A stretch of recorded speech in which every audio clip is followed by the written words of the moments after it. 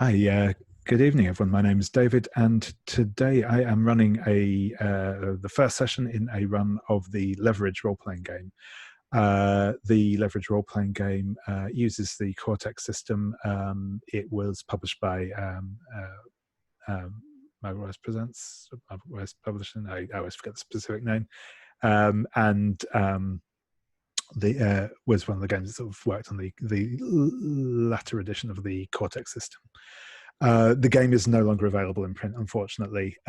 So sorry, but the Cortex itself is just about to see a resurgence with Cortex Prime, and there's in fact a new series of Leverage about to go into development, I believe, at least. So I'm looking forward to that. But yeah, Leverage is a TV series about a group of sort of ex-criminals who are committing crimes against people who have got away with bigger crimes, essentially. And that's what we're going to be sort of playing with today. This game is being run as part of the Gauntlet, which is an online role-playing club. We get together to play games like this and many others. We also have some podcasts which are well worth a listen, and a monthly gaming zine called Codex, which has some really great stuff in it. So if you want to learn anything more about those as well, check out the link below. We're at gauntlet-rpg.com. So yeah, we've had a bit of a chat off screen already about what's going on tonight. But the first thing I'm going to do is I'm going to ask my players to introduce themselves and tell us a little bit about the character they will be playing this evening. And then we will we'll kind of get into things. So I'm going to start in character keeper order. So Diana, if you would like to introduce yourself and tell us a bit about the character you'll be playing this evening. Awesome. My name is Diana Moon. I use she, her pronouns. I'm going to be playing the hacker Adora Ochoa, probably better known as Wolfchain, or maybe Wolf at Door, or if you really pissed her off, Mr. Blakely. Adoration uses she, they pronouns, doesn't care either way. It just depends on online, because sometimes online you do not want to be a girl.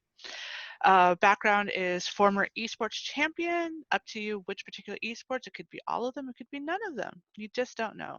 Blockchain scammer and general script kitty. They are a Latina. They were born in America, but they don't look like they were born in America. So they use that to their advantage a lot of the time. Tall, very very pretty, definitely a type that you would never think spent their entire time learning coding and hacking and doesn't know a lick of makeup. Thankfully, they have friends to take care of that stuff. Obviously, their main attributes are alertness and intelligence. They're not very strong. They are not the type to be wanting to be into a fight, but they tend to be able, because they're mostly ignored a lot of the times in real life, they can observe everything and see what's going to be happening. Their distinction is, yeah, they're going to lean into the stereotype. They steal all the jobs because they can do it. And that is Adora. Brilliant, thank you very much. And next, Jim, if you'd like to introduce yourself and tell us a bit about your character. Hey, I am Jim Crocker. I use he, him pronouns, but if you're using they, them more generically, that's totally fine with me too. Folks that know me from outside the Gauntlet, where I play and run a whole lot of games these days, may know me possibly because you bought a game from me at some point. I sell games at conventions all up and down the East Coast and near Midwest. When conventions are happening, they're not happening right now, so mostly I'm just playing a lot of games these days. If you're curious what I'm up to, you can find me on Twitter at Jim Likes Games. And I've got a website, jimlikesgames.com, where you can, if you did want to buy a game, I am selling them through my website with my friends at Indie Press Revolution. I am very excited to be jumping in on this. I'm going to be playing Leonid Hayduk. Leonid is Ukrainian.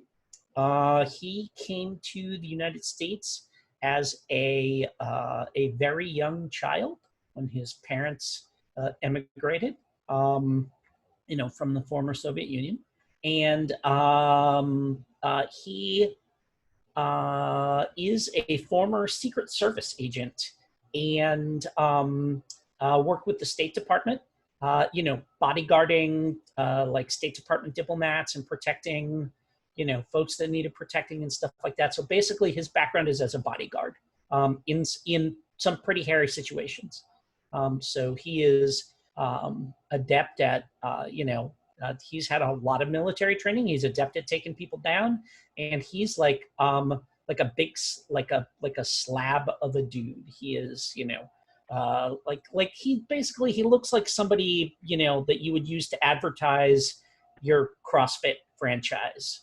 Broad shoulders, slim hips, whatever, like some ridiculously low percentage of body fat and all that kind of stuff and everything. But he is aliases, landed, his friends call him Lenny. And the joke is that they call him Lenny Kevlar, because like almost always he's between you and whatever it is that wants to stab you or shoot you or something like that.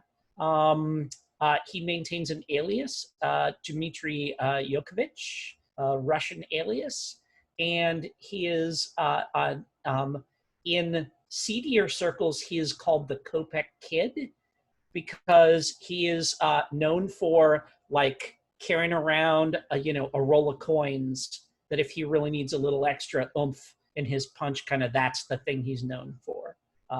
Having a roll of coins in his pocket, because like nobody can arrest you for having a roll of coins in your pocket, right? That's just, I may need to feed the meter at some point or something like that. But Lenny is there just to put his body between anything that might want to hurt his friends and his friends.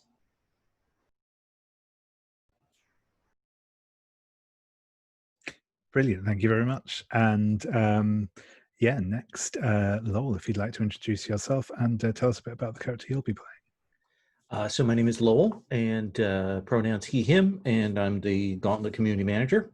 So I'm going to be running Eun Jung Rhee, and alias Kimmy, Dr. Song, Miss Ing, all of those sort of classic, people don't know exactly what they mean, kind of references there.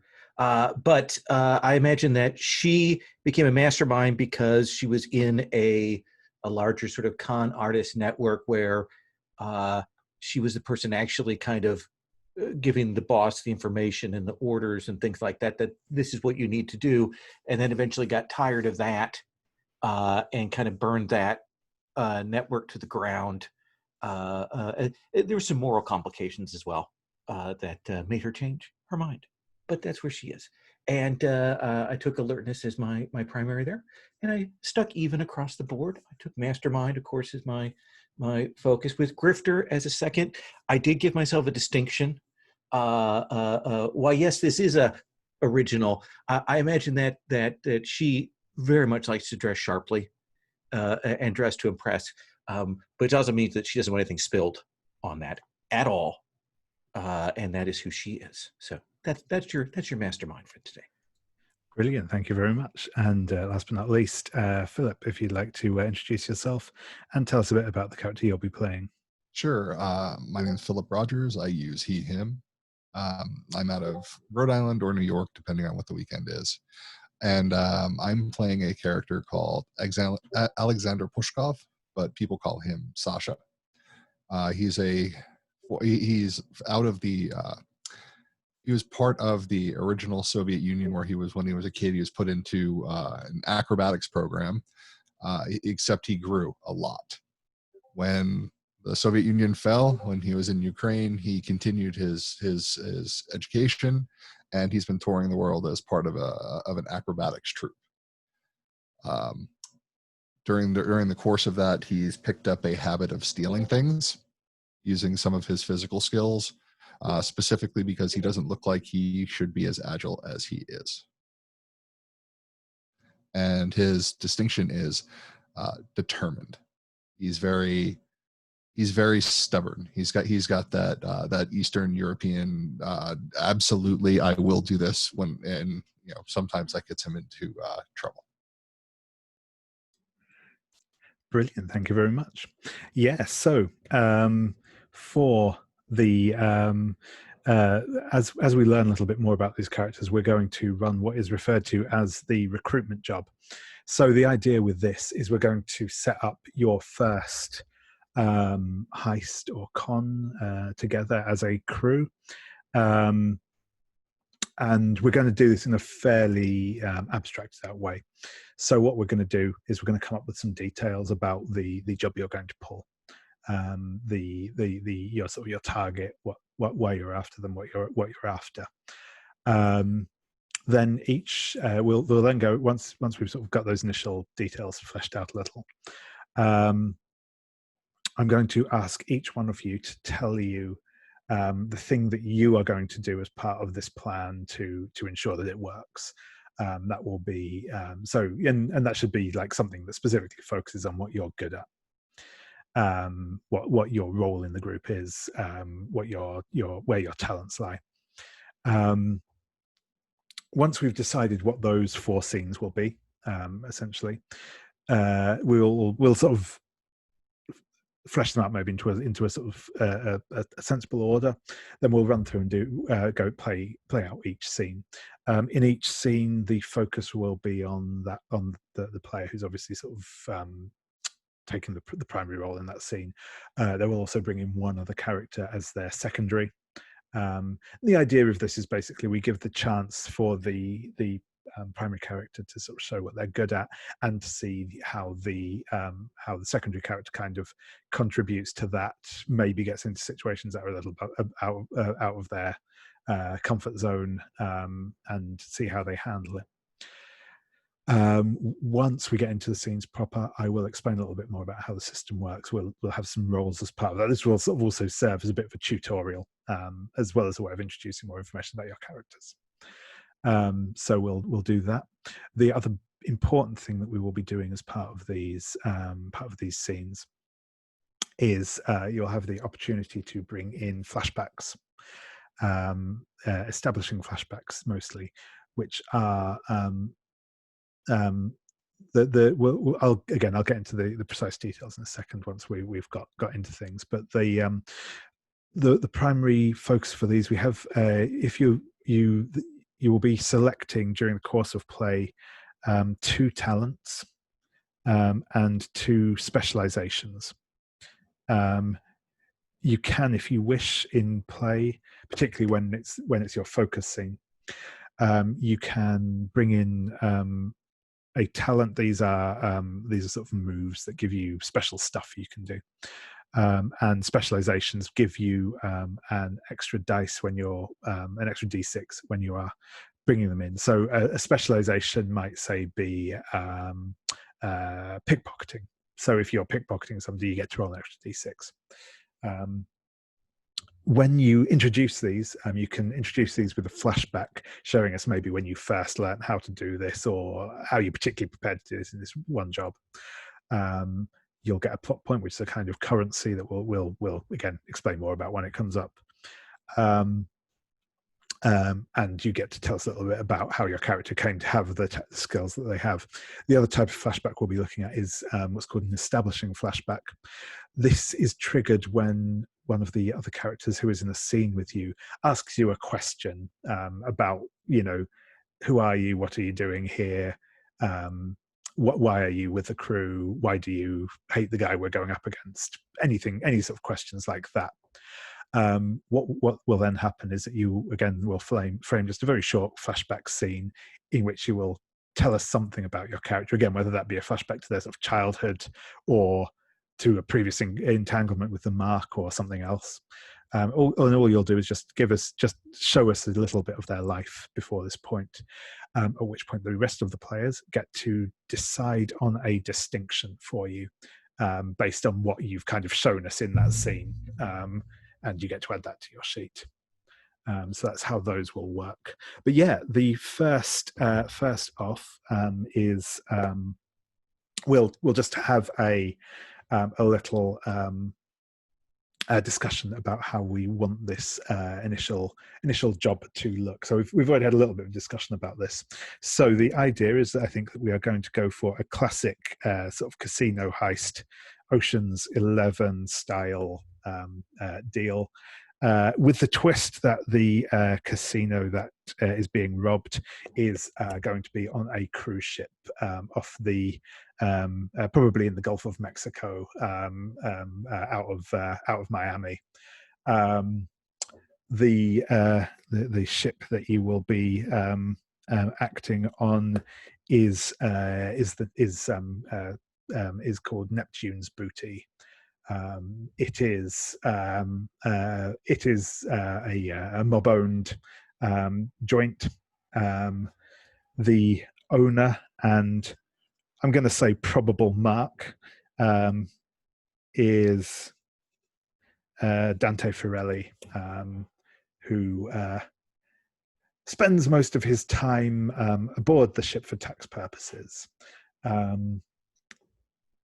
But yeah, I think I'm interested to ask you all what it is that you think you are after from this casino robbery. It's probably something more than just money. It's probably something a bit more personal. Whether this is something that you're doing purely for a member of the crew, or if there is someone else who has asked you to do this job, maybe someone you all know, maybe someone just one member of the crew knows. So does anyone have any initial thoughts on how you would like the crew to have got together for this, and what you think the motivation for this job is?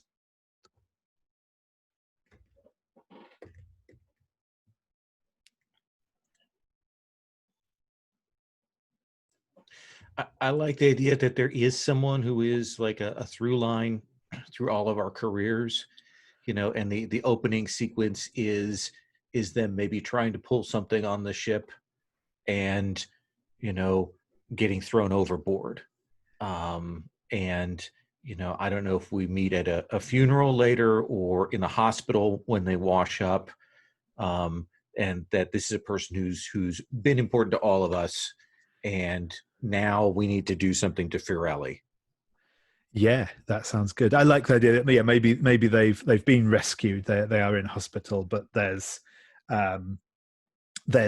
something they've asked you to do something for them, which we don't necessarily need to flesh out. That can come out as we start building out the scenes. But yeah, I quite like that sort of idea.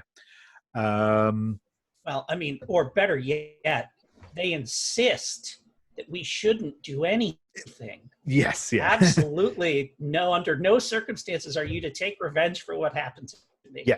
That feels like that's the leverage thing where we all walk out of the hospital, we look at each other and go, oh yeah, it's on. Excellent. Yeah, I like it. So I think we will say, actually, yeah, I'll throw that one out there. And I like the idea just because we've got but playing into that kind of John Wick crime world thing going on. I think that the person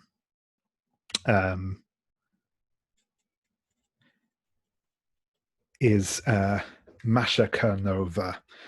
She is a kind of old school Russian fixer is probably the best word. She has she's part fence, part information broker. Doesn't not really a she doesn't necessarily she doesn't pull bank jobs or deal drugs or anything like that, but is one of those kind of fringe crime world figures. Always had a reputation for being quite fair in her dealings with people, and I think at some point has has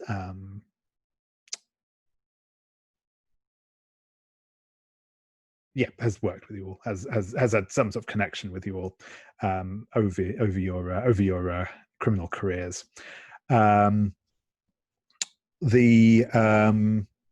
I think I think I'm going to ask next is, what do you think you want the overall outcome of this mission to be? Is it something that you're stealing from Firelli as more of a kind of symbol? Is it something that's actually going to get him into legal trouble, or trouble with his compatriots? Oh yeah, I think in trouble with his mobster friends is, yeah, absolutely. Awesome.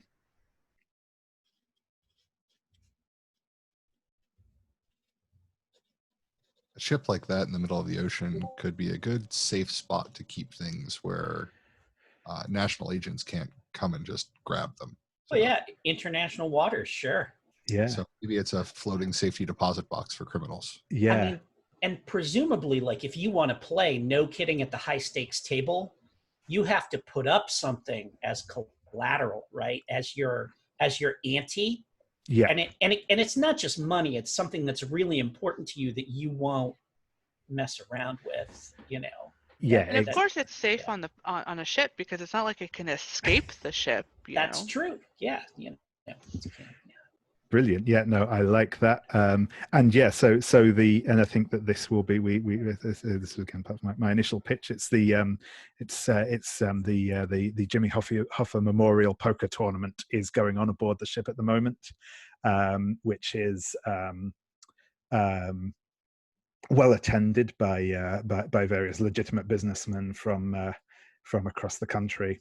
And yes, there are indeed rumors of the vast wealth that is being held under collateral by Firelli at the moment. And yeah, him losing what he is supposed to be keeping hold of would be a great blow to his reputation, amongst probably many other things.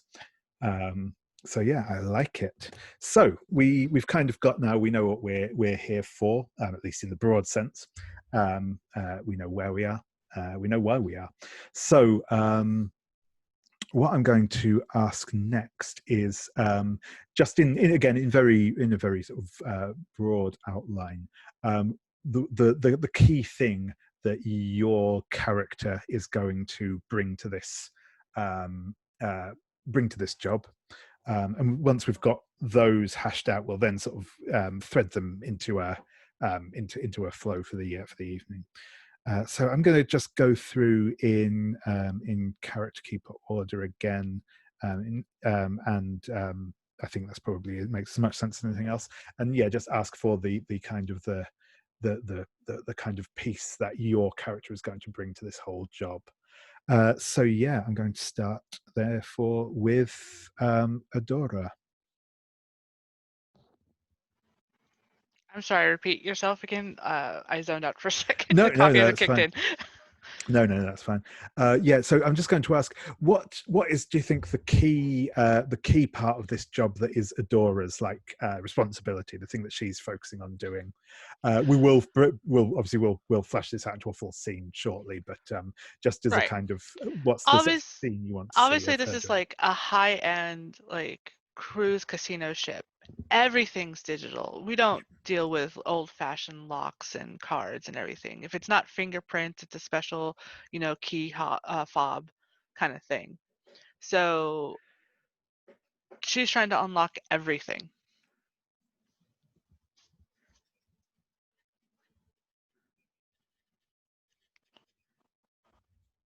And obviously, I'm going to throw this one right out there. Now, this has to obviously be done from somewhere aboard the ship. This is, it's yeah. You need to get mainframe access for this sort of. Yeah, and it's similar to the plot line in the first Agents of S.H.I.E.L.D. season, where you have to physically be at a certain where the cruise ship does its rotation around in the international waters. It's only certain spots where at certain times, what do you call it?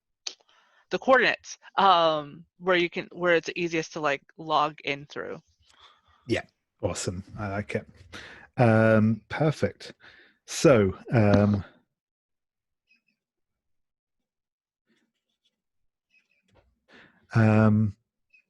yeah, and Lenny, what are you bringing to the table Well, for this job? my distinction that I chose is I'm the bodyguard. So like I I stand behind Ms. Rhee, arms crossed, looking around.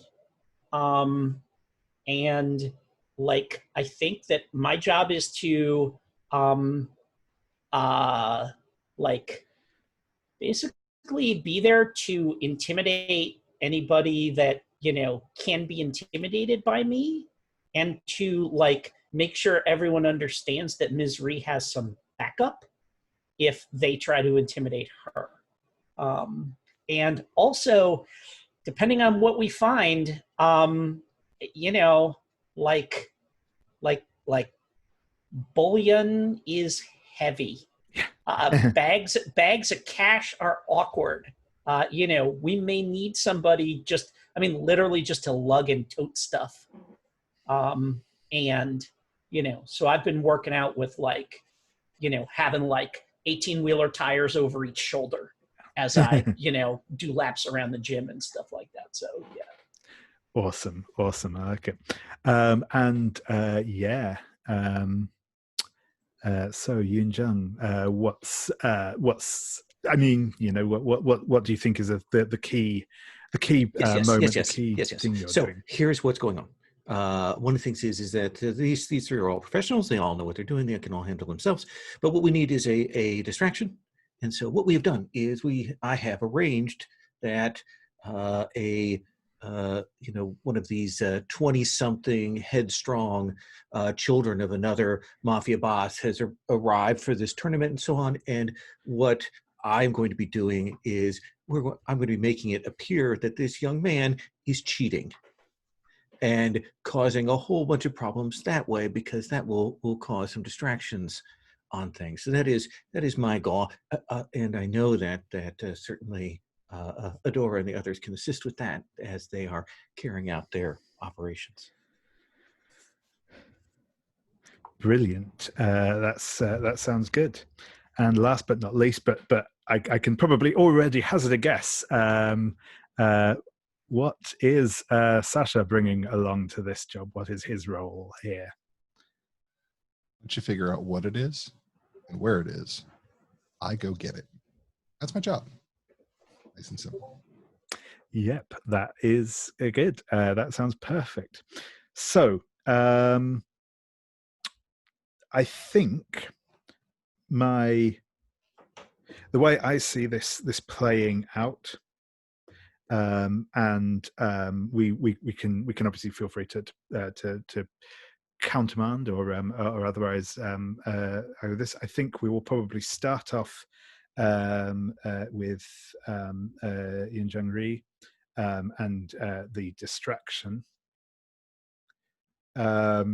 We will then probably move on to Adora doing the hacking on the security system,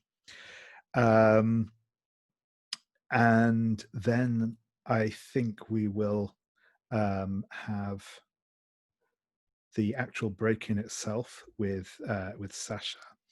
And I think that if this is okay with you, Jim, I think I will probably keep your scene kind of floating as a slightly more reactive one. If something goes down, then you'll be the one to step in. If not, then inevitably something will go down as you're making your escape. Yeah, on an ideal job, like if everything goes well, I never need to throw a punch. Yeah, it's just that everything it never happens that everything goes well. So exactly. So yeah, I think that's what we will how we'll spool it out. So I will start in a second with our first scene. I will once again just kind of retouch on a couple of the mechanical bits. We'll try not to get too bogged down in that tonight. Can we take a break? Oh yes, no, sure thing. We can take a quick don't break. mind. Yeah, no, that's good. Yeah, Thank you. yeah, sure thing. We'll take a quick 5-minute break. Yeah, see you all back in 5. Yeah, so welcome back, everyone. I have, as I said, I have just added a couple of complications to the tab in our character keeper. For these are the sort of general things that are going on in the background. These are things you will all be well aware of. There are 2 complications that are at D8. Those are high-tech security and mob-owned.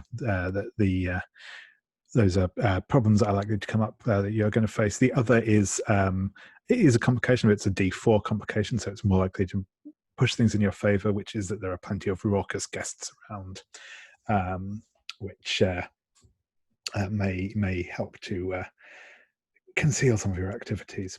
So yeah, as discussed, we will be starting off with a scene of Eun Jung Rhee. So causing a distraction on the casino floor. So the first thing I will ask you for before we actually get into the play of the scene itself is who would you like to bring into the scene as your secondary?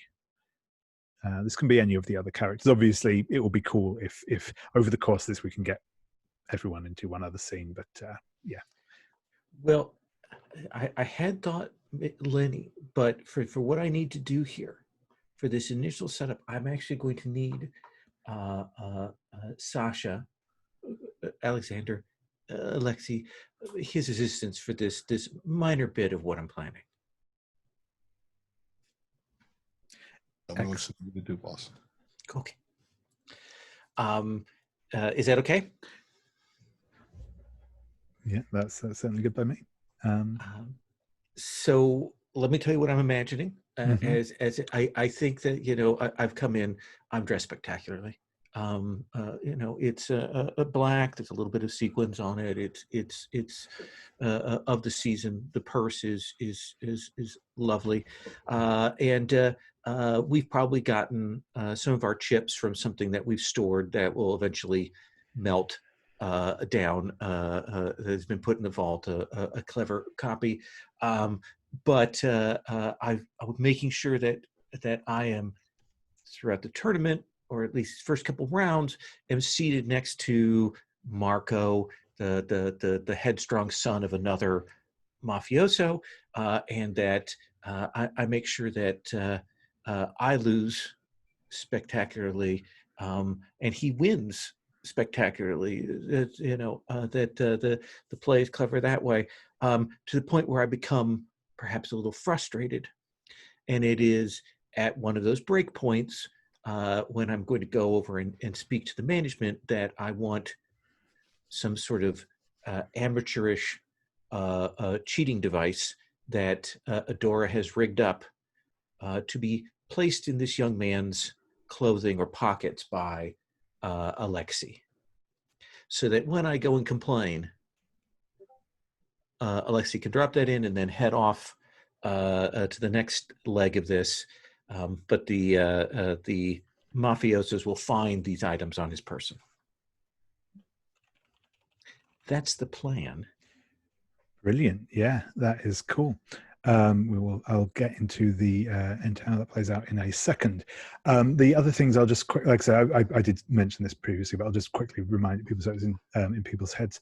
If during your action you wish to, if at any point you wish to use a talent or use a speciality of yours, you can call a quick establishing flashback to kind of give us some information on how you learned that skill, or how you've set up for this moment, or anything else that you think is appropriate.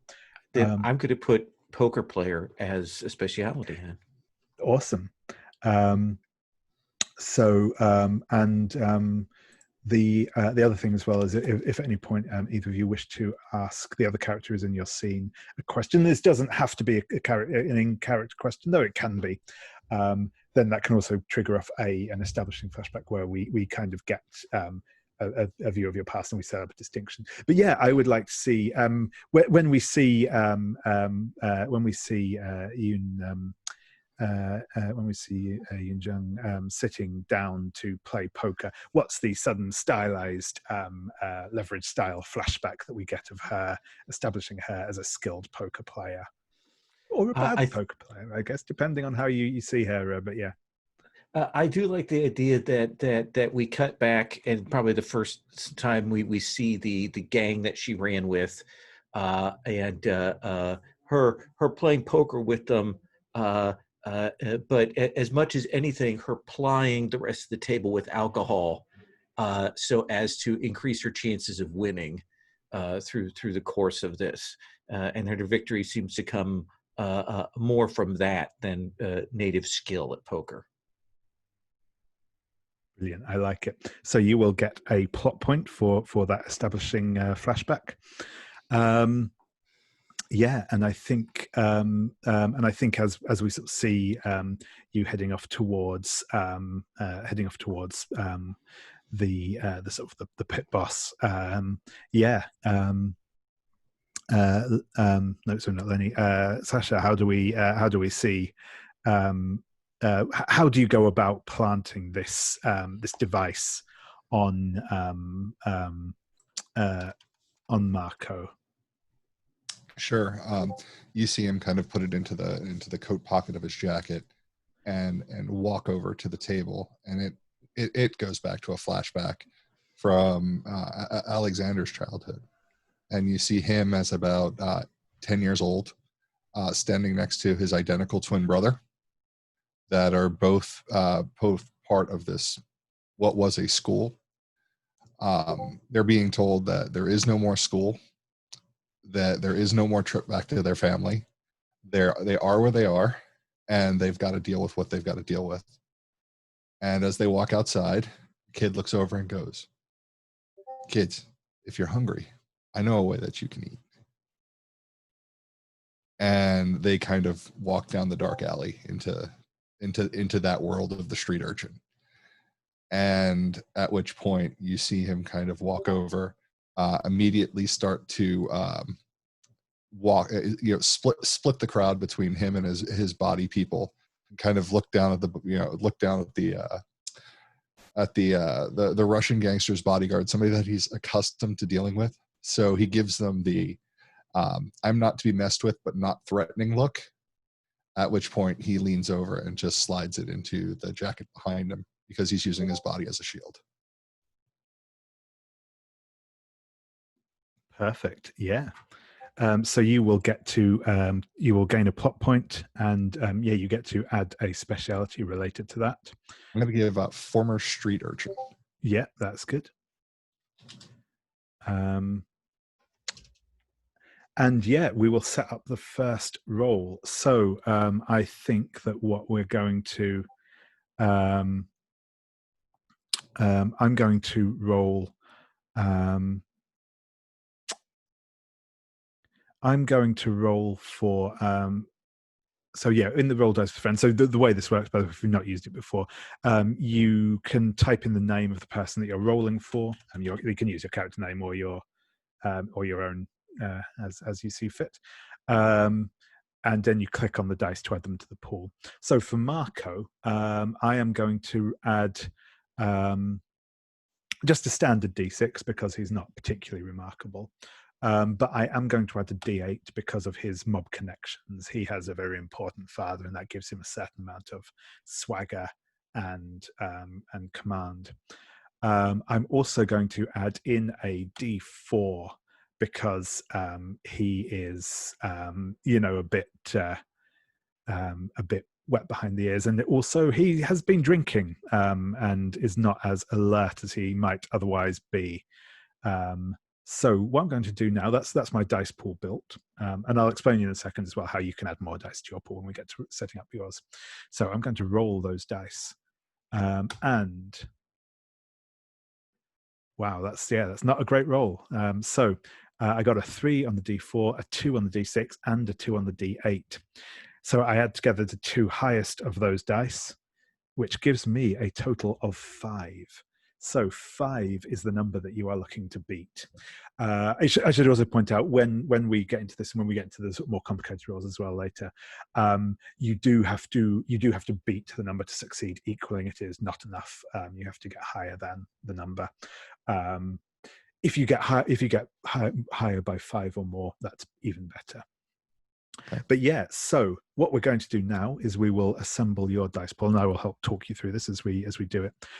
So this is absolutely going to be using the thief roll, I think, for because you are planting something on somebody. That's very much in the thief mode of being. And I think this is probably going to be agility as well. You're certainly from the way you described it, you're doing a fairly straightforward sort of reverse lift on him. So your initial dice pool will be that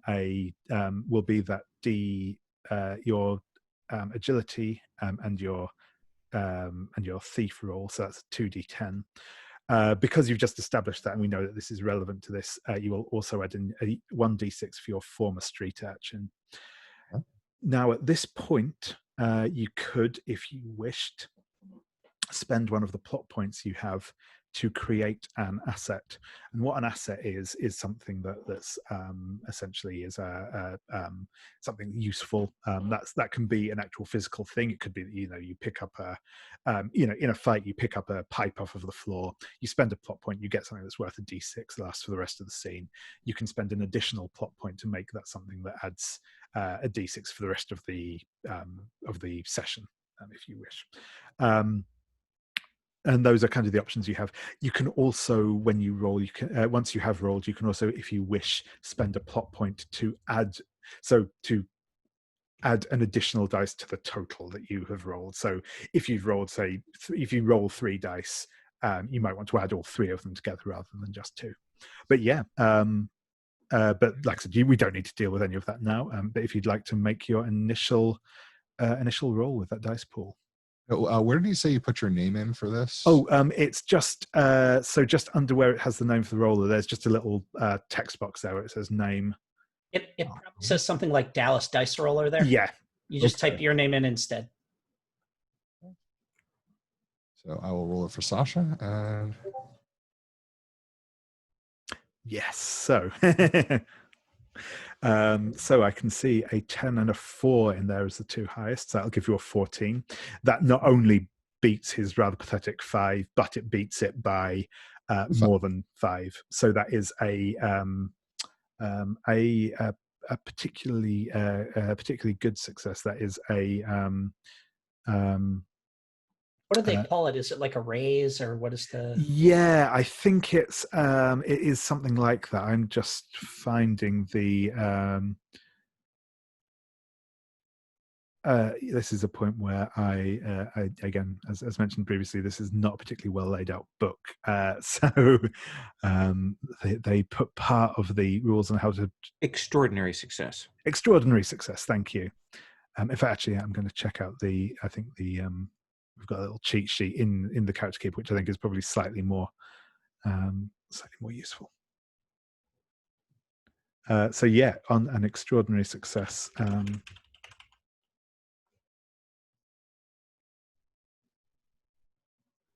Yeah, so I think with an extraordinary success, not only do you manage to plant this device on him, but I think I'm going to say that you also manage to get you also managed to slip this sort of electronic key fob thing, little Arthur device, out of his pocket, which might be useful later on. So you can take that as a D6 asset.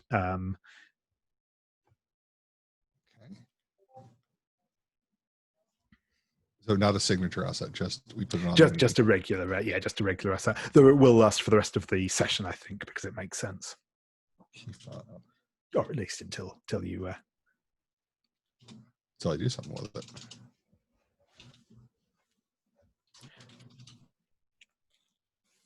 Okay. Cool. So yeah, I think with that we will cut over to Eun Jung as you speak with a manager. I think the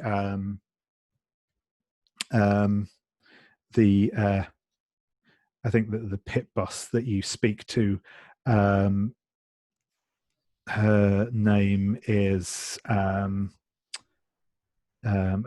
Candice.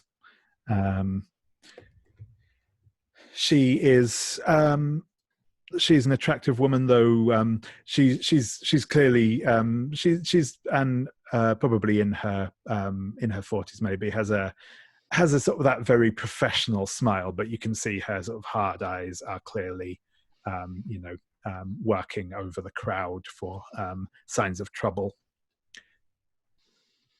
Oh, I know that look well. My sister-in-law was a pit boss, so I will. I'm there, and I'm saying I don't want to be rude, but I have some concerns about the legitimacy of these games, and this is not a matter of sour grapes, but the statistics would show that this is somewhat improbable. If you could just look into the matter, check your tapes, just something. And I'm just trying to persuade them to interact with this young man to do a check. Yeah, excellent. So I think she'll say, "I'm sorry, ma'am, that I can assure you we have no tolerance for such behaviour aboard the casino. I do not wish to dismiss your concerns, of course. But I find it unlikely that anyone would be able to get away with something like that on our casino. But I will, of course, review the tapes. But yeah, I would like you to make me a roll here. I think. How do you think?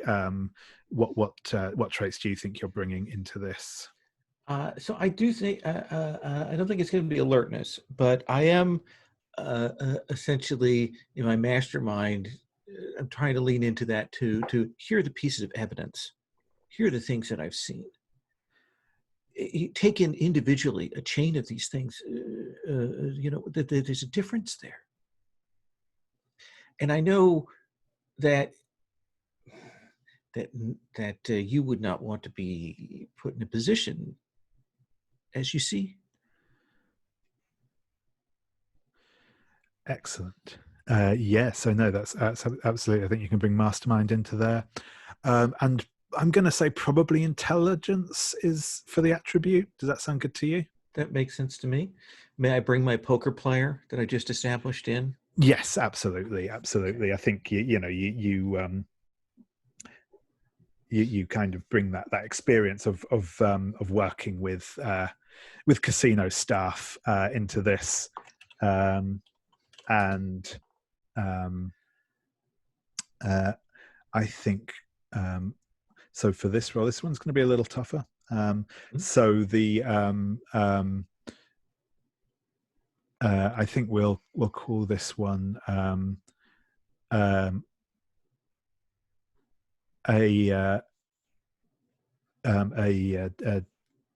D6 for her, just for sort of being a sort of her job. But I think we're going to have a D8 because I think that she is alert. And also a D8 for the fact that this place is mob owned. She is not expecting any trouble of this sort because this young man is part of a a group of undoubtedly raucous. I'm sure he has an entourage that are making noise. So I would like to request that D4 complication. Absolutely, yep, absolutely. I think we kind of get that shot just of him kind of yelling and shouting with his buddies at the table. They've got a bottle of champagne. They're just kind of like drinking it from the neck and swilling it over the floor. Oh yeah, he's been winning. You know? Exactly. Yeah. Exactly. Okay, so this is where we get fun. So her total is a 7, but she has rolled 2 1s. So ones are in this. So for NPCs, ones represent opportunities for you. They are. That basically some of the talents that you have will trigger off of these opportunities, and if you want to bring in a talent now that would work off of these, then you absolutely can with an establishing flashback. Though you do not have to if you have something else in mind. But yeah, I would like to, if I may, suggest that at least one of the complications needs to be that his entourage, they're not supposed to be armed at all. But I think that they probably snuck, no guns or anything like that, but I think they probably snuck, some holdout things. Some like saps or something that you can just see riding up under their waistband as they're just so the great razors can get escalated such that my good friend Lenny can eventually have some additional things to have to deal with. Yeah, that sounds perfect. But let me roll, because let's see what happens. Okay,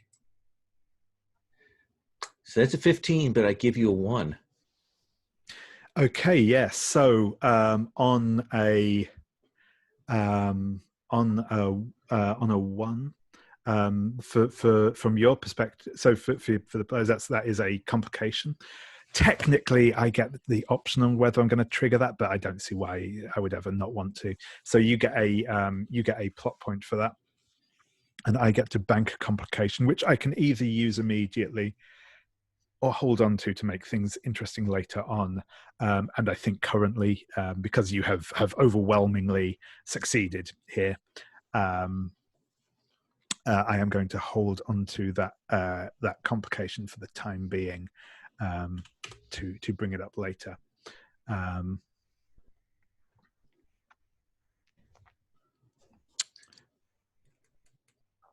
Brilliant, thank you. So yeah, I think you kind of she murmurs something very softly kind of into her headset, and kind of then she sort of walks over to them, and you can just sort of see a couple of very heavy set, very professional looking men just happen to kind of intersect just behind her as she approaches the group of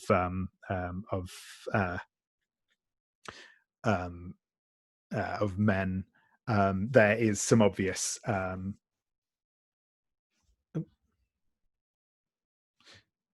I hadn't seen fully gone there, but yeah, and so you see, you don't hear exactly what's being said between them, but you can see there's a bit of like that they sort of get up in her face a little bit as she sort of goes over and starts talking to them. The 2 security men kind of make their presence very known, and as Marco is kind of mouthing off to her, we just see kind of the front of his jacket gape open, and we just see this like massive like springs and the little claw hand thing poking out of there, and very, very quickly the 2 security men put hands on his elbows and march him out of the room before. They're quite good at this. They're quite professional. They manage to do it without drawing too much attention, in the sense of like it doesn't cause like uproar and people turning over tables. But you will notice that the security almost like some of the security people around the room start to sort of follow out. It is clear that you have drawn their attention with this. Awesome. Unless the two of you want to have any to frame any establishing flashbacks between the two of you, if you have questions you wish to ask of each other, you feel free to do so. Otherwise, we'll move on to the next scene. I'm good. I think we ate a lot of oxygen there, so no good. worries. No worries. That's fine. Yep. Cool. Awesome. So yeah, we will move on to our next scene. So as we see Adora attempting to hack into the mainframe, who would you like as your secondary on this scene?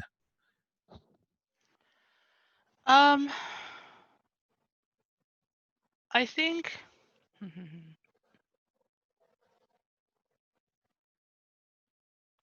yeah, I think it would kind of make sense that like I have Lenny nearby.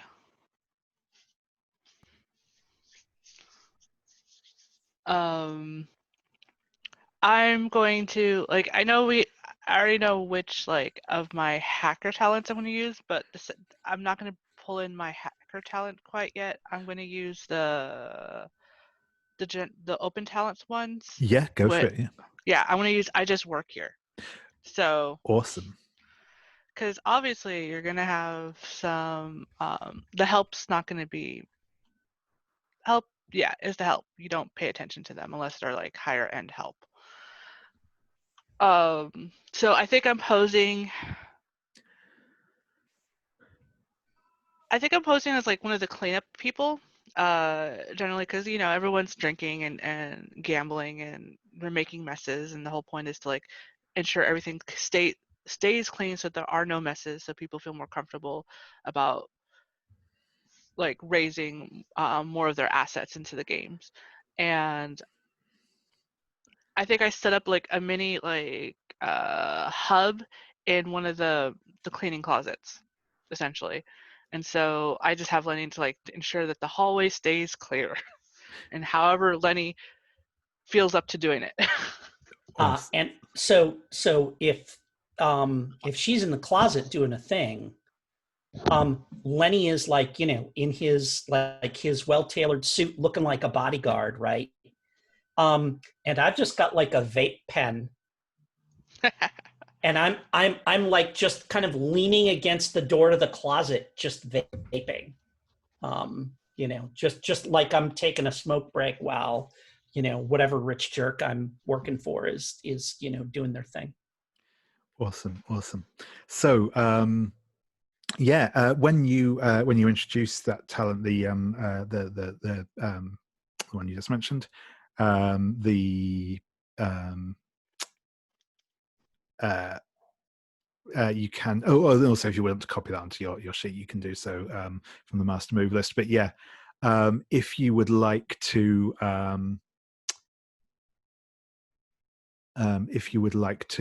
frame a quick flashback of sort of showing us how you picked up this talent, you can feel free to do so, and doing so will earn you a plot point as well. Oh, okay, yeah. I think it's pretty like standard.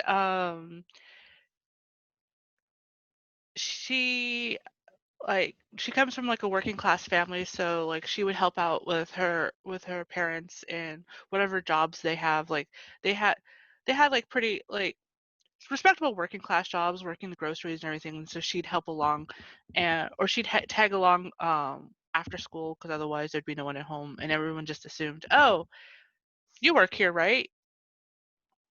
can you help me find something?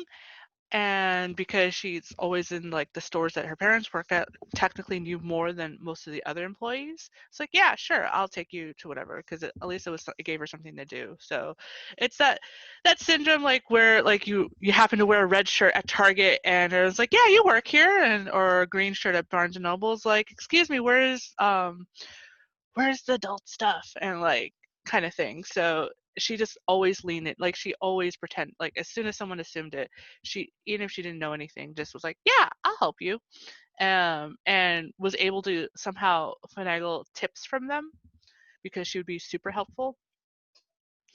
And yeah, just completely leaned into being that person that everyone just assumes is a worker.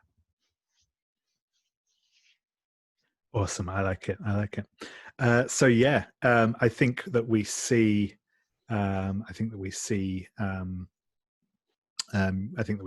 you kind of, you've got your little workstation set up. Yeah. So would you like to? I think. Yeah, no, I think we will go straight into you making a role to gain access to the network first. I think we may then pop into see. We may have a secondary role to actually do the unlocking. I'll see how this goes. But yeah, if you'd like to kind of set up how it is that you're kind of getting your access from here.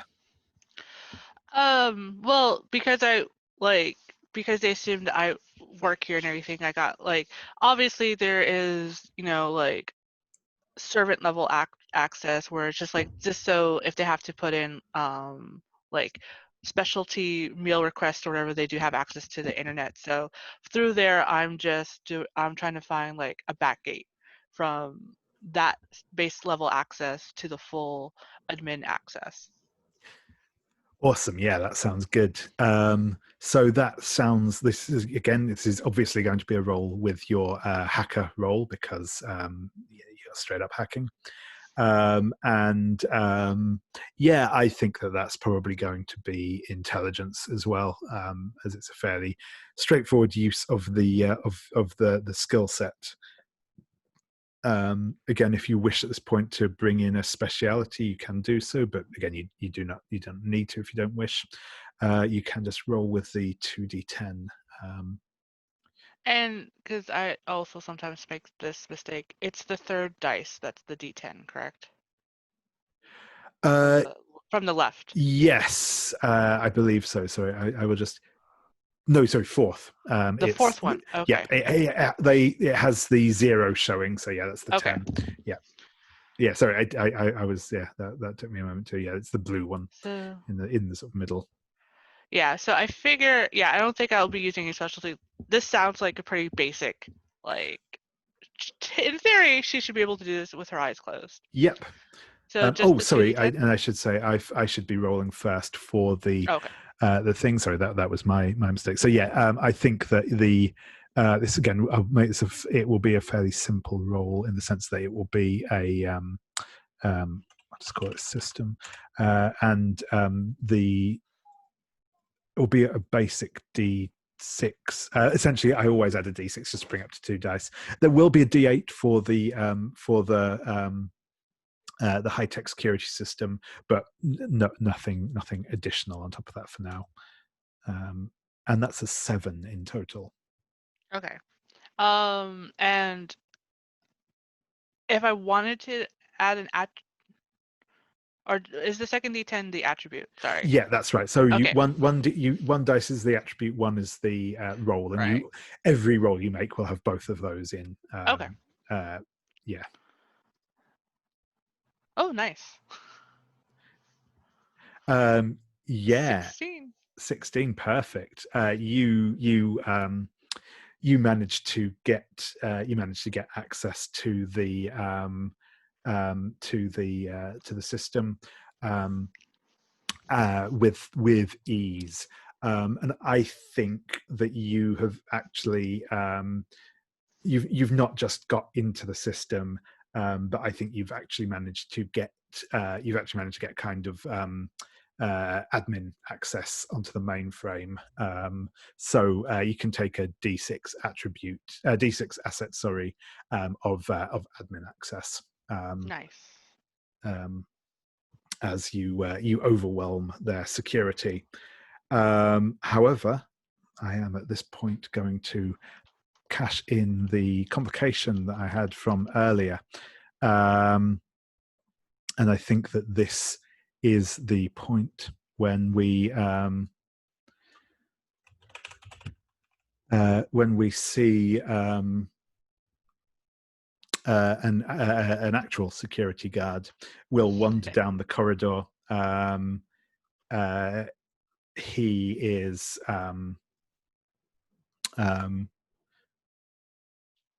he heads in. He's obviously looking around and scoping things out, and he catches sight of you, Lenny, and he walks over and says, "Hey, man, what are you doing here? This place is supposed to be off limits." I'm gonna be done in 2 minutes. Just let me. You have no idea what it is like working for, no idea what it's like working for. What alias are you using for this, Ms. Rhee?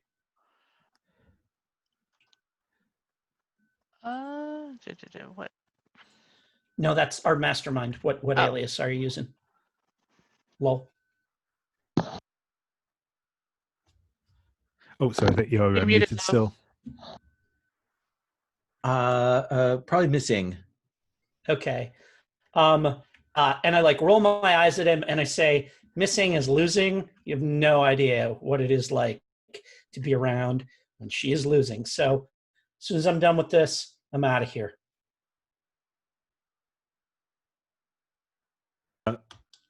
Sorry, I'm struggling with my mute now. So yeah, I think I'm going to ask you to make a roll on that.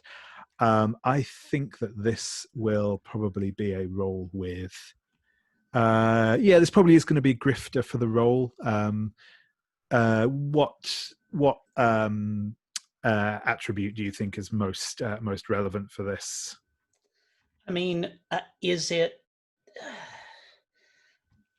like there isn't really a like a put someone over attribute, like alertness? Does that make sense? Is that kind of like being on my toes? I think that I think that sort of you maybe spot kind of you know that he knows what it's like working with these sort of people. You know, you figure he'll be sympathetic. So yeah, I think that's fair. Mm-hmm. Can my I'm the bodyguard distinction apply here? Yep, I absolutely think so, and that will give you a D8 because you're pulling it in as a benefit essentially. Sweet. So I think that is going to give me. So I've got D8 alertness, D6 grifter, and a D8 for my bodyguard. Awesome. Yeah, that is good. And I think for this one, actually, this will be you rolling, and it will basically then be on him to try and you rolling first, and it will be on him to try and overcome you to try and get past your your bluff essentially. Yeah, let me see what happens here. That's not too bad. That's a 12. That's pretty good. That's actually pretty good. That's not bad at all. Yeah. He will struggle to match this because I think he's only spent he's only a D6 complication essentially and another D6 thing. The security aren't particularly well, who would be dumb enough to pull anything here? Exactly. Yeah. So that he gives an opportunity, in fact, and I think he just sighs and says, "Tell me about it, man. I know, the boss is in tight with, well, a lot of serious folk and everything, but honestly, they're the worst to deal with. We've had to the number of people we've had to pull out of fights with each other, and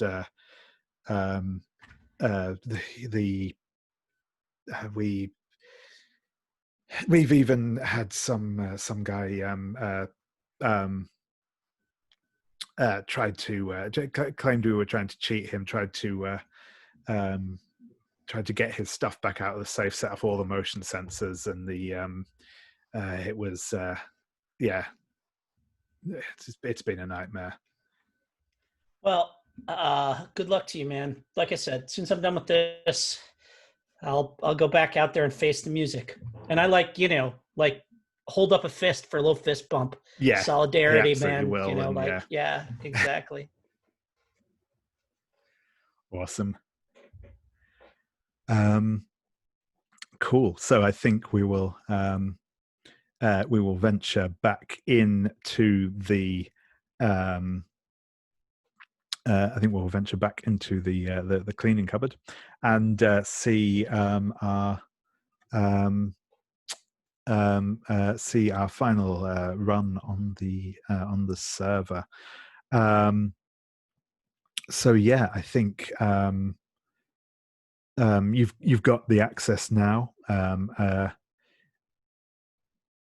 I think if you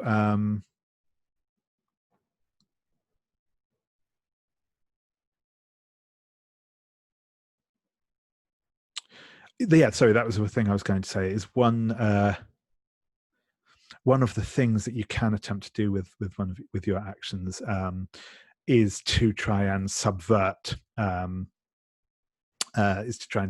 like assets that the mark has set up, essentially. So if you wish, what you can do here is to make the roll to try and essentially seize that high-tech security asset, and it sees that high-tech security complication and turn it into an asset. That is sort of an option you have available to you. So yeah, would you like to? I think we kind of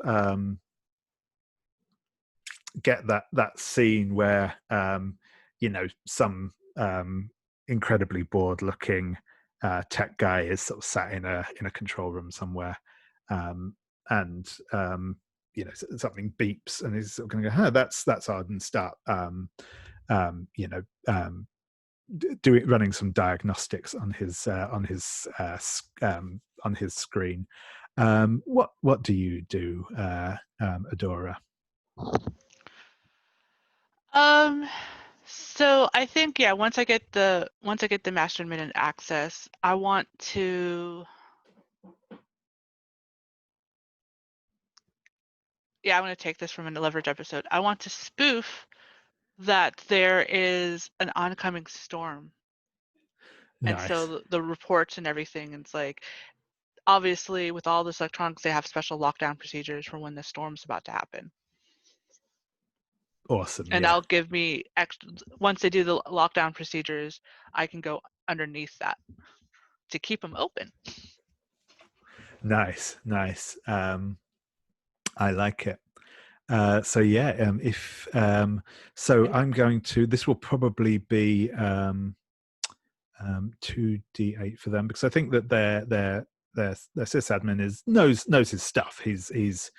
He is on the job and doing it well. And for the time being, they still have that security system on side. So I will roll for that.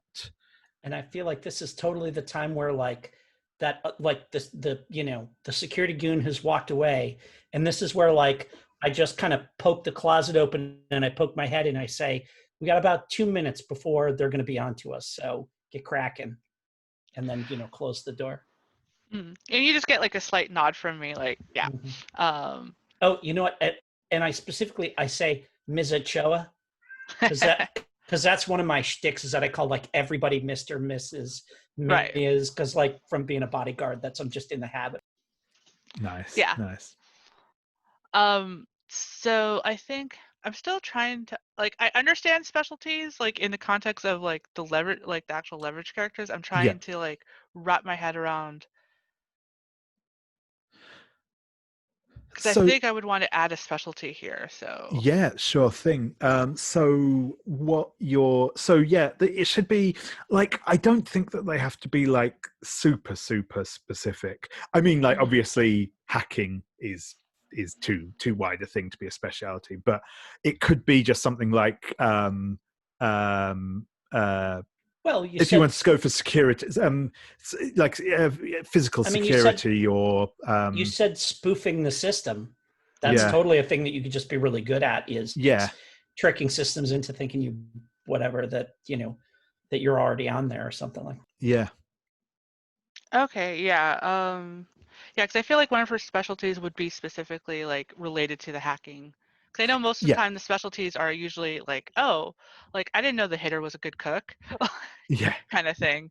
Um, so I But think yeah, I like that. Maybe a speciality in because when I was actually thinking like what like finding out that the Twitter hackers were 17-year-olds, I'm like, oh, that's fantastic. Like yeah, to be able to like get into the president's yeah, account, like former president.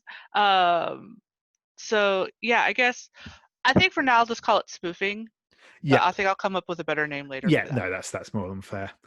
So yeah, would you like to introduce that with a little flashback? Um, so this was during her esports days. Basically it was like during like a couple of like the practice runs before a big tournament, was practicing with one of the other teams and kept noticing like there's something wrong about this player. I can't eh, like pin it down, but they're cheating somehow. I was like, but I can't prove it on my end. And just got to like chatting with the person and like trash talking with them, and was like just like in the game was mirroring almost everything they were doing at the same time, opening up on another window on another monitor their information, and through that was able to figure out all their logins and then literally like just become them and spoof them and find out, oh, they they changed their net code, that's why they're suddenly having like 100% accuracy in targeting in the game and everything. So it's like one of those like almost, I guess it's almost like a grifter type move. It's like monitoring them and then like, and since we've been planning this for at least a long since the person was in the hospital, I was able to figure out like whoever's the admin of the ship and being like, oh yeah, monitoring what they like. So like this is the kinds of passwords they would have used, and like, oh, it's a storm, they're totally a pop media person, and they use like the name of the program for the storm protocols is like oh gosh, all my movie knowledge just went out of my head. um like is Chris Pine, because everyone knows the Chris Pine movie where he fights in the storm. So like kind of thing. Awesome. Yeah, cool. Um, so yeah, you will get another plot point for that flashback, and so you can bring the speciality into the role, which is a D6. Again, I think this is almost certainly going to be your hacker and intelligence again, unless you think that there is another attribute that is more suited.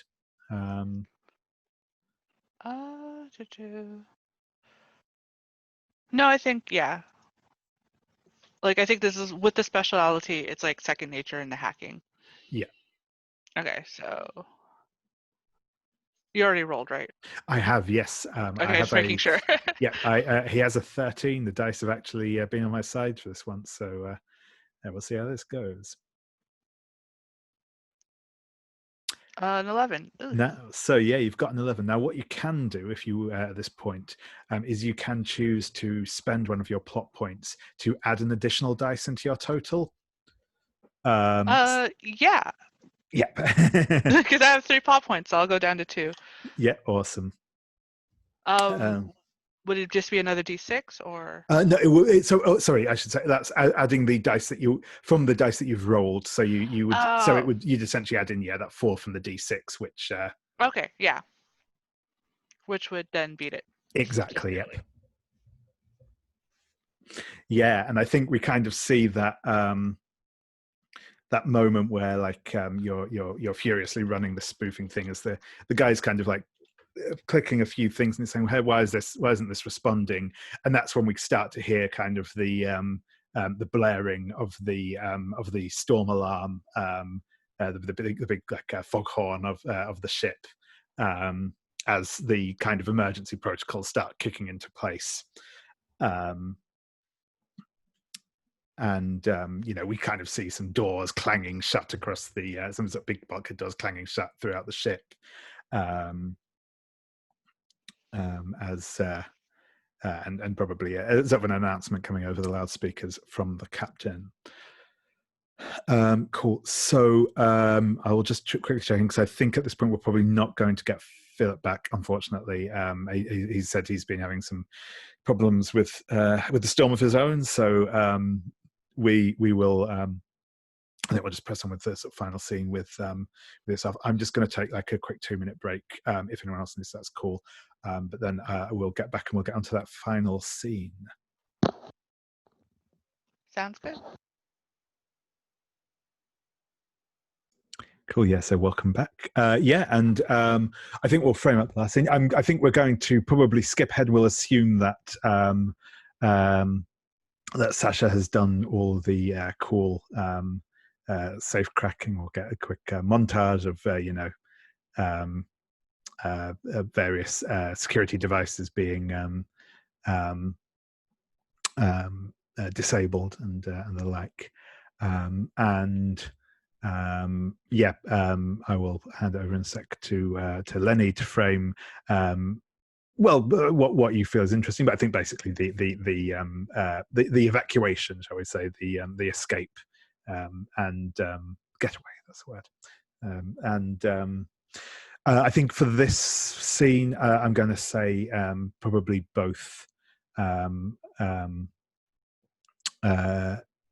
Both of our remaining characters can participate in the scene as secondaries as you're all making your escape together.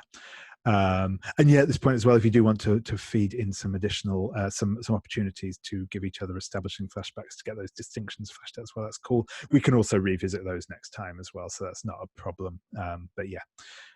Cool. Lenny, over to you. Where do you want to jump into the action?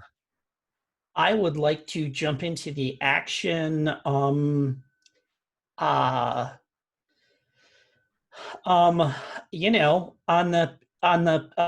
helipad, where we're going to use the fact that I have the distinction pilot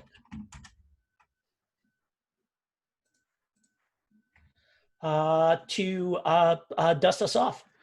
Yeah, awesome. That sounds great. Would you like to do a quick flashback of your piloting, or? Lol. Let me throw in here. I think it has to be Marco's helicopter, because we got that material. Our thief lifted the keys or whatever, the electronic starter for it from him earlier. Yeah, awesome.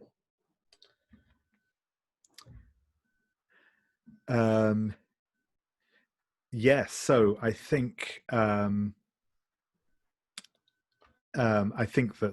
the scene that we come into is you've got to the helicopter. I think that we see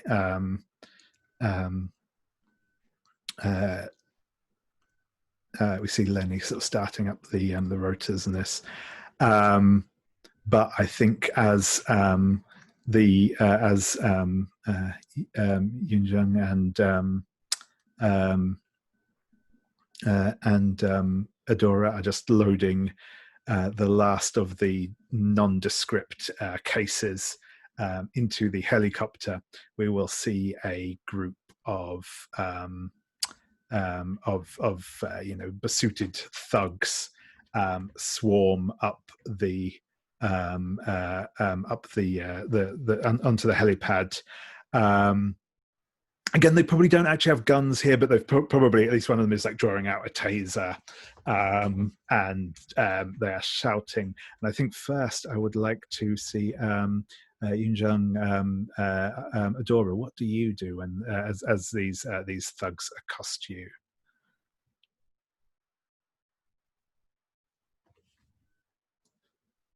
This is I look at Adora because this is definitely not our area of expertise, and I think, at least for me, there'll be that moment when I pull away and, like, my very nice handbag is torn away and thrown to the deck below, which will cause me great disappointment. And I think my thing is,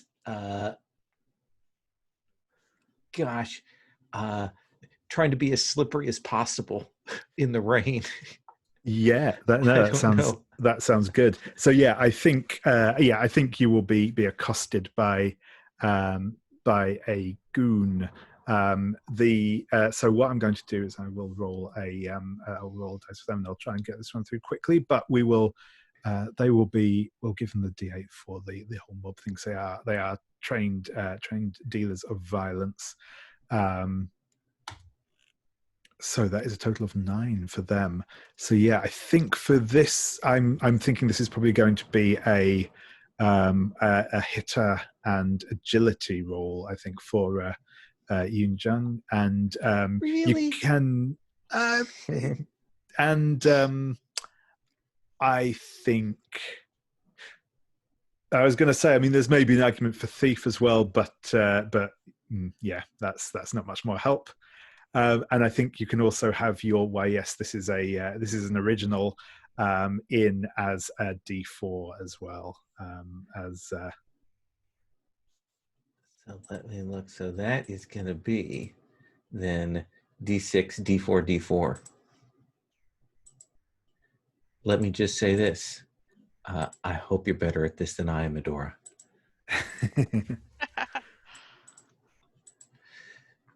Let's see. Well, that's an 8, but a complication. Yep. Yeah, and I think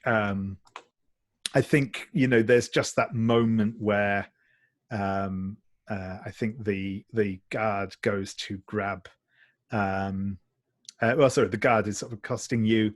The handbag slips out of your hand onto the deck, and without even thinking about it, you go down to pick it up, and the guard gets his arm around you and pulls you back. I'm going to take that D6 complication. I'm going to take that complication for the moment.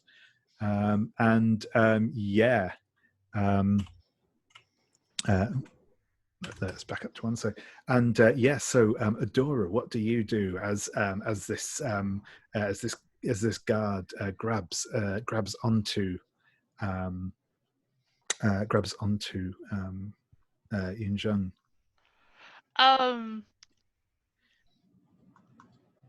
I'm going to utilize my actual hacker talent. The one I chose is, do you have that thing I gave you? And of course, Adora would have given everybody something, and it would have blended in to whatever they were playing. So obviously, with Eun Jung, she was playing the high roller. So that brooch she's wearing is not really a brooch. Think which it was the second Captain America movie, I think, where it stuns anybody touching her. Nice. Yeah, it's almost like a little like a little personally worn taser. Yeah. Awesome. Yeah. So I'll spend that plot point. Yeah, perfect. I'm just going to take a quick peek at that move. That talent. Sorry.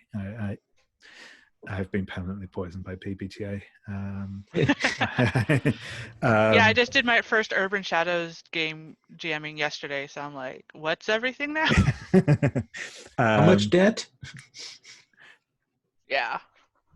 One character has all the debt from everybody, and it's hilarious. And he's an accountant, so that made it even funnier. Yeah, nice. So yeah, I think that I will. I think this isn't exactly the way it's worded, but I think this fits well into the scene. I will have you roll with your attribute, and I think actually I'm going to say that it's fair. I think that you use hacker for this because you're using a device whichever attribute you think fits, and you can add in that D8 for the roll as well. For the asset as well. Let's see. I think it would. It's still a D10, but instead of intelligence, I'm using alertness. Sure thing. So, yeah. And I'm gonna add a D6. I'm gonna add another specialty to relate to this. What do you call those people? It's not necessarily crafting. It's a DIYer. Sure. Oh, like makers. Yeah, that's Yeah. like Makerfester. Yeah. Like I go to all the Maker Fests. Nice. So yeah. 19. Perfect. I'm not even going to roll for that because they don't have the dice to pull that off. There's that momentary look of triumph in the guard's eyes until suddenly there's this buzz and shock from the brooch, and he drops to the deck twitching. But of course, by this point, a couple of his compatriots have closed the distance. And Lenny, what would you like to do? So let's have a flashback, shall we? Let's. I am dressed in military tactical gear, and I've got like a dude over my shoulder, and we are going into the side of a helicopter, as like gunfire is spacking around us and stuff like this and everything. And I drop him in and I get in the back, and like the helicopter is starting to take off, and there's the front windshield of the helicopter is all blown out, and I hear like a howl of pain from up front. I go running up, and the pilot is just shot through like the meaty part of his shoulder. And I look at him, and he says, how many hours of flight training do you have? And I say 0. And he says, well, you're about to get your first. I should be able to get us to a safe altitude before I pass out, he says to me. Grab the stick. And that's how I learned to fly a helicopter. Awesome. And so I look at what's going on out there. We got to dust off. We got to get out of here. So I throw a couple of switches, and I put both hands on the stick and push down hard. And the rotors are going fast enough that it should be taking off, but with sheer muscle, I'm keeping it on the ground. And I flick another switch, and it shuts off the stabilizer rotor and back, which causes the tail to whip around and just take out the guys that are after my crew. Awesome. That sounds perfect. So I am going to take a talent called Everything is a Weapon. I can use anything that isn't bolted down and some things that are as weapons. Nice. So when I'm engaged in a fight action, I've spent a plot point to gain an improvised weapon asset. I can step the asset rating up by 1. So I will go ahead and. Oh, did I get a plot point? You got for a plot my point for flashback? your flashback. Yeah. Cool. So we start with 1 out of the gate, right? Yes, and you start with one to Cool. begin with. So I'll spend one right now to get that improvised weapon of the back end of the helicopter. Yeah, to try and awesome. kind of sweep across and take him down. And so yeah, that will step up to a D8. They come in as D6 normally. So yeah, that will be a D8. This will blatantly be a hitter move. I will let you, from the sounds, I'd say probably either agility or strength could come into it here. You did specifically call out about kind of controlling the helicopter with main force, so I'm good to go with that. I'll roll strength for this. Obviously you'll get your speciality for pilot in my there pilot, as well. Pilot die, cool. So I will just very briefly introduce an additional mini rule here, which is that when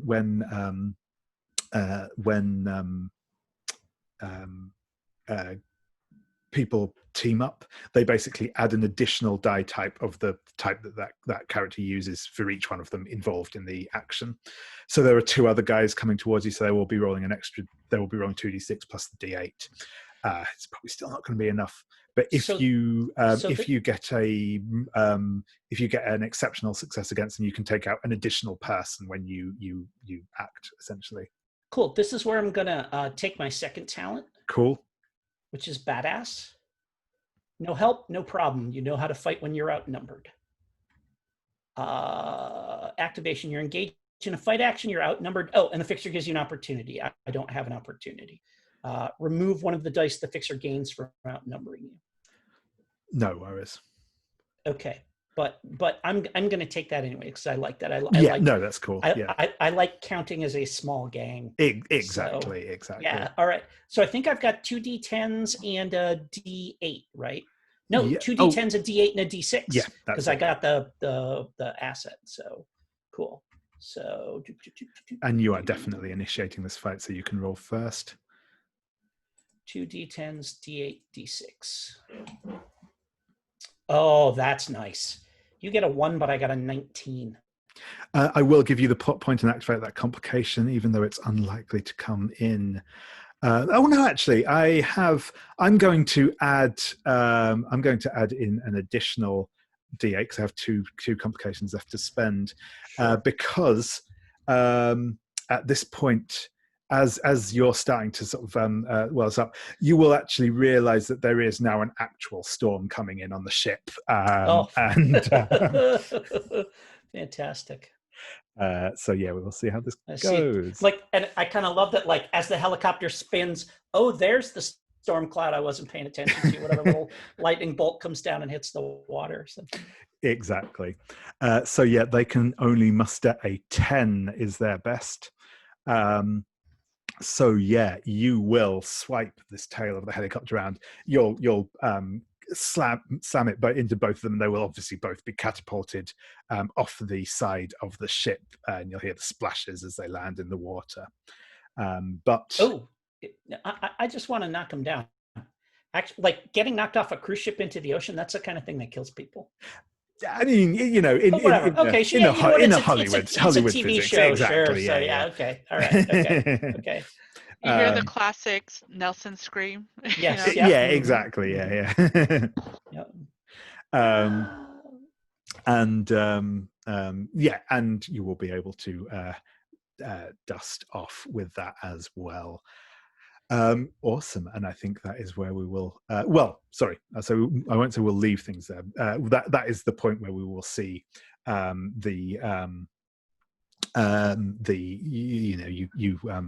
leaving off in the helicopter from the deck of the ship.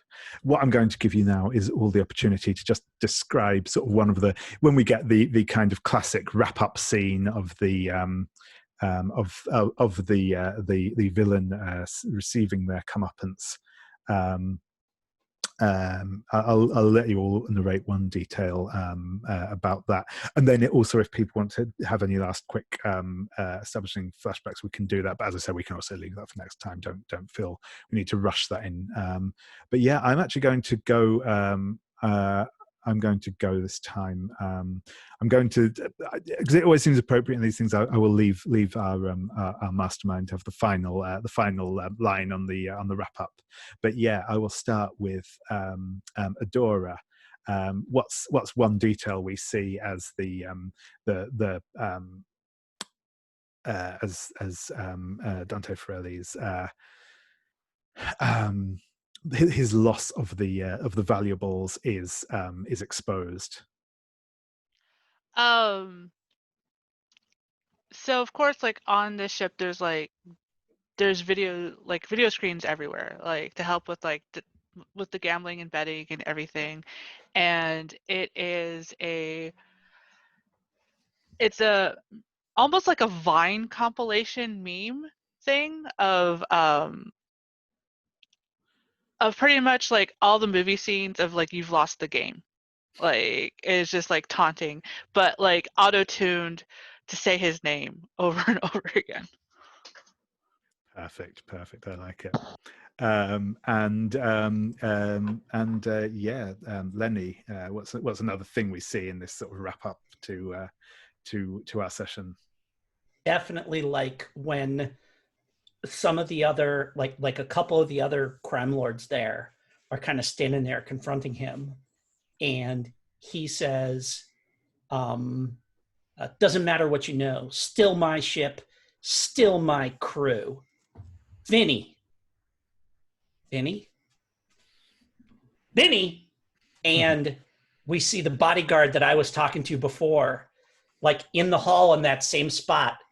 And he's just smoking, not there when his boss needs him. Awesome. And Eun Jung, would you like to lead us off with the final little coda on that?